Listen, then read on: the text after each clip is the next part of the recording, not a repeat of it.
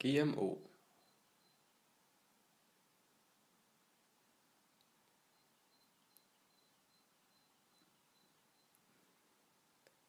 GMO i naturen. Her er der en roe.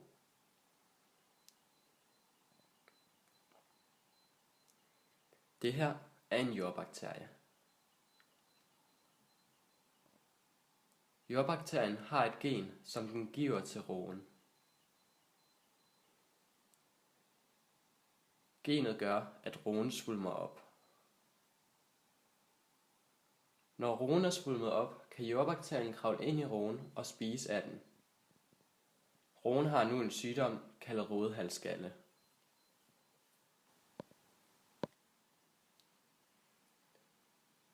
Menneskeskabt GMO. Man har fundet ud af, at man kan bruge jordbakterien til at transportere et gen fra en organisme til en anden organisme, sådan at den nye organisme får et nyt egenskab. Man starter med for eksempel en plante, som man vil have tilført et nyt egenskab. Denne tomatplante kan ikke lide kolde steder. Det vil man gerne have den til, for at den for eksempel kan leve i Danmark. Først finder man det ønskede gen. Denne fisk lever på kolde steder.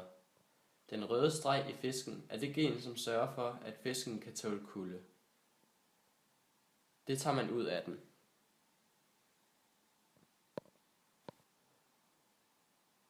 Så udskifter man det gen i jordbakterien, som får roer til at svulme op, med fiskens gen, så jordbakterien nu har det gen, som gør, at den kan tåle kulde.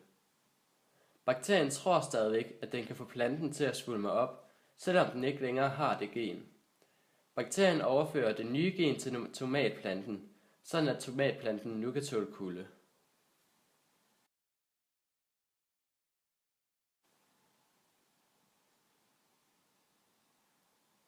Nu kan tomatplanten vokse kolde steder, som for eksempel i Danmark, fordi den har fiskens gen, som kan tåle kulde.